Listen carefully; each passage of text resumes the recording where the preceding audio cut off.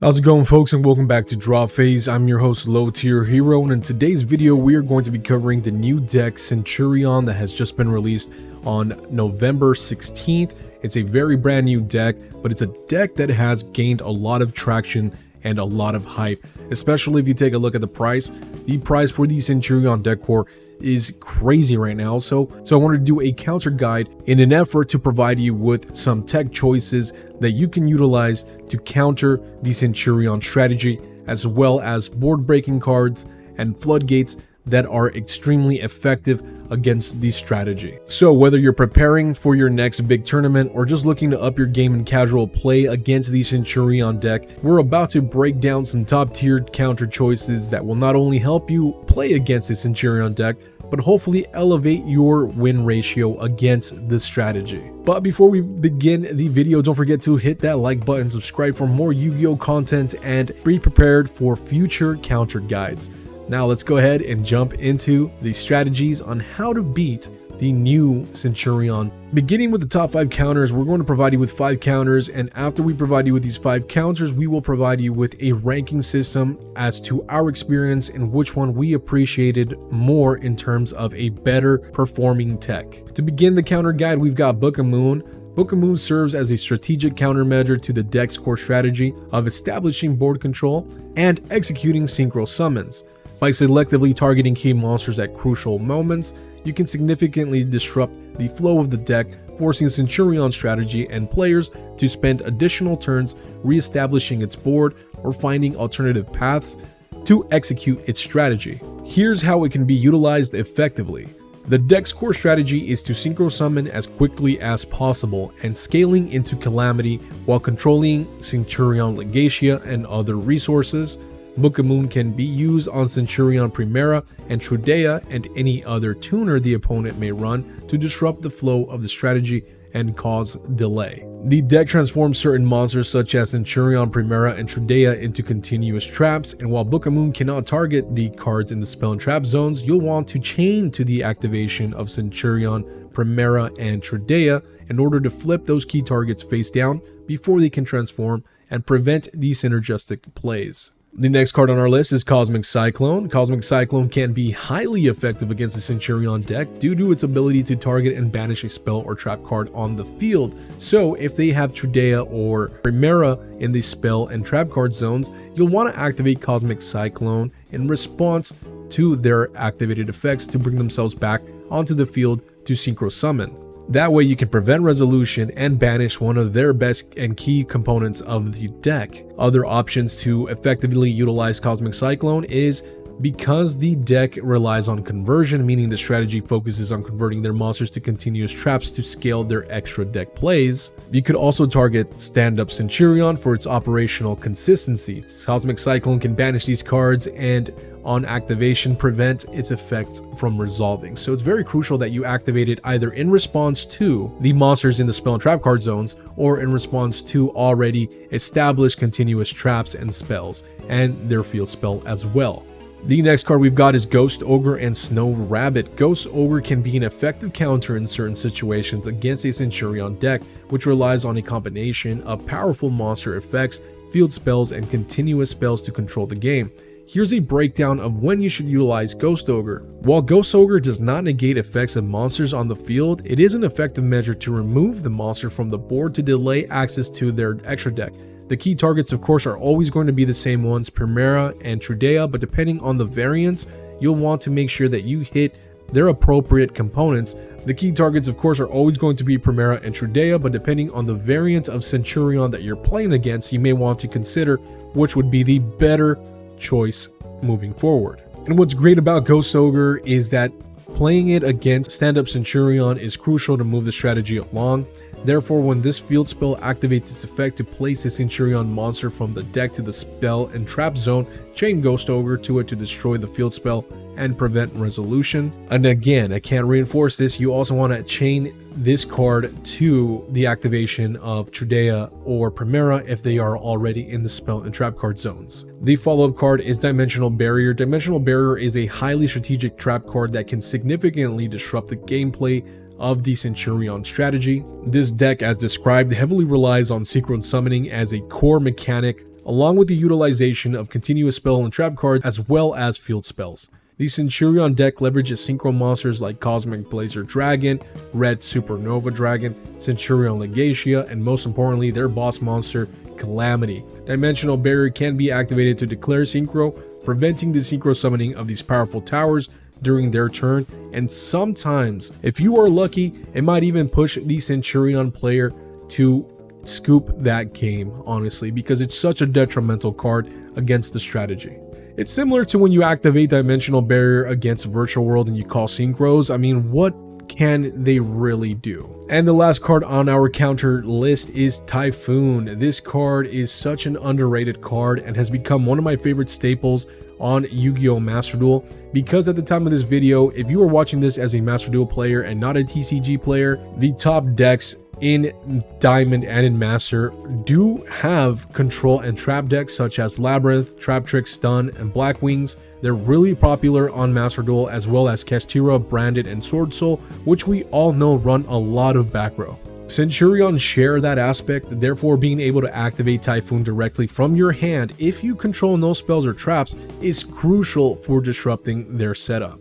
Being able to activate this card from your hand or set will cause detriment to the opponent, catching them off guard. To rate the effectiveness of these tech choices against the Centur-ION deck from best to lowest, we need to consider how they directly impact the deck strategy, flexibility of usage, and overall disruption potential. Ranked at number 1, of course, we've got Dimensional Barrier. As I mentioned previously, this is likely the most effective counter against the Centur-ION deck. Its ability to completely shut down synchro summoning for an entire turn and negate the effect of on-field synchro summoned monsters.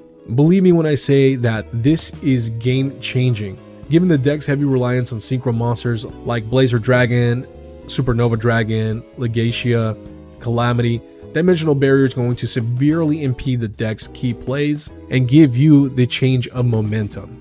Ranked at number 2, we've got Cosmic Cyclone. This card's ability to target and banish key spells and traps that are continuous, it's just too good. We've got Typhoon at rank 3, similar to Cosmic Cyclone, but with the added advantage of being activatable from the hand under certain conditions.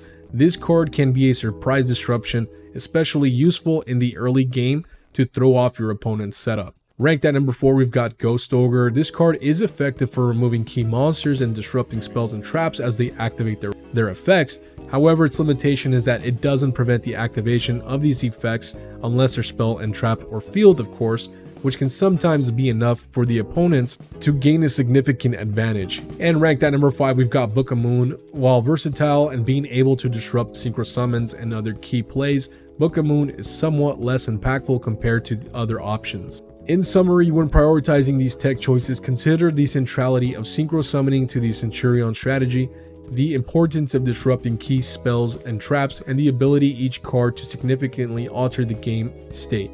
But at the end of it all, you already know it's your choice and how well these cards can synergize with your deck strategy, so don't just put a bunch of counters because it'll create bricks. Moving on to board breakers, this part of the counter guide will be brief as most board breakers versus the meta tend to be similar. Starting off with the first board breaker, we've got Evenly Matched. Field-wide potential is monumentous. The Centur-ION deck relies on establishing a strong field presence with multiple monsters, continuous spells and traps, and field spells like Stand-Up Centur-ION, and if they're playing these Horus build, they've even got Stonewall of the Imperial Tombs. Evenly Matched can force the opponent to banish cards they control. This is a very effective counter to the variant of Horus and to the pure variant of Centur-ION. If you're playing against any sort of combo deck, Dark Ruler No More can effectively counter the Centur-ION deck by targeting its core strategy. Neutralizing monsters' effects will literally stop Centur-ION in their tracks. Harpy's Feather Duster was a little bit of a tough choice. I didn't know if I wanted to consider it here or not, but obviously it is a great option for decks that run back row, but the only issue that I have with Harpy's Feather Duster is that it's slow. However, due to Centur-ION's deck having a lot of back row and being able to swap from field to spell and trap card zones, Harpy's Feather Duster can be a great way to clear off the back row and or bait the opponent to activating their monster's effects. Of course, we've got kaijus. Kaijus are just a great and safe way to get over formidable extra deck monsters like Calamity, which the Centur-ION deck might often summon. Kaijus are just a straightforward solution. And the last card on the board breaker list is Ghost Reaper.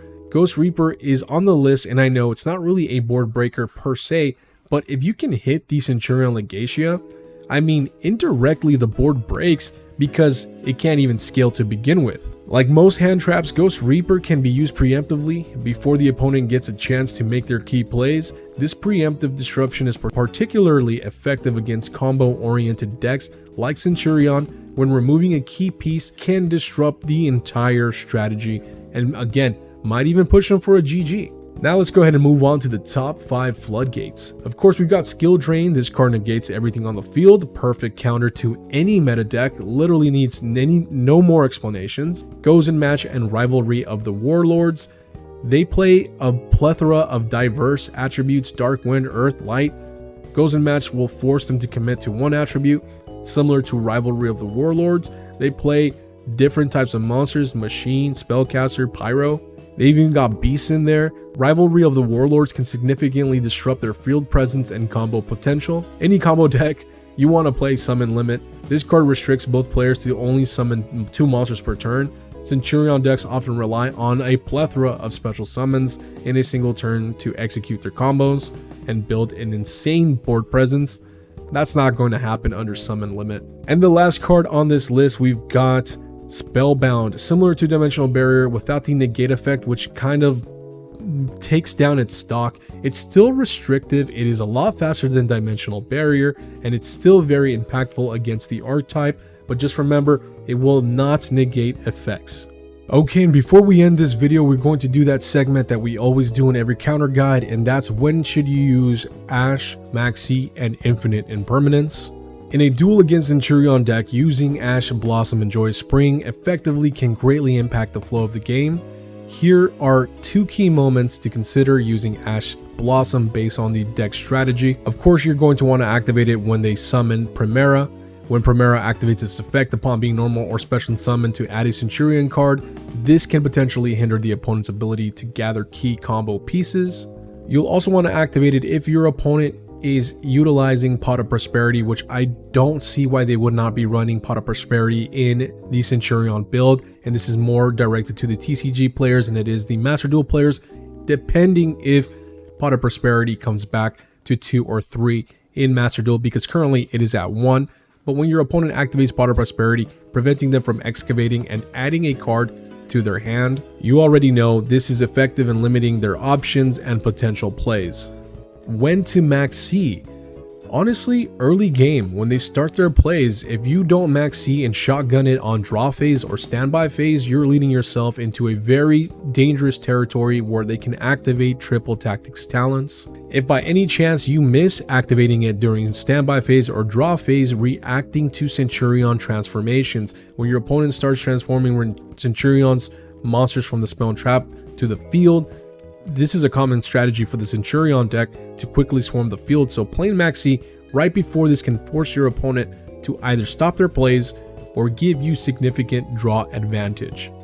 And lastly, when you should use Infinite Impermanence, you want to use it against Trudea and Primera, of course, and you want to utilize it against Zolkin so that they don't scaling in their synchro summoning plays. And if you have Infinite Impermanence set, you want to activate it so that you can lock out the cards that are face down, or in response to activated cards so that you can negate the effects of their monsters that are currently continuous traps or any other spells and traps that they might have. So always play the zones, especially against Centur-ION, because they will have back row. Trust me, play those zones, my friends. Play those zones. It is going to be so crucial and monumental for you to take the advantage. And there you have it, duelists. We've journeyed through the intricate options for countering the Centur-ION deck, uncovering strategies that can shift the game in your favor. Remember, the essence of Yu-Gi-Oh! Lies in adapting and overcoming. Every deck has its Achilles heel, and understanding your opponent's strategy is as crucial as executing your own.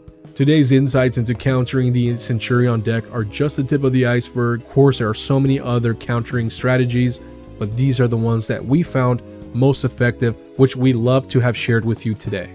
If you enjoyed this guide and found it helpful, smash that like button and share it with fellow duelists. Your support fuels more content like this on Draw Phase, where we're all about helping you hopefully become a better player one duel at a time. Don't forget to hit that subscribe button and the notification bell so you won't miss out on any of our future guides, deck profiles, and Yu-Gi-Oh content. Your feedback is extremely important for us.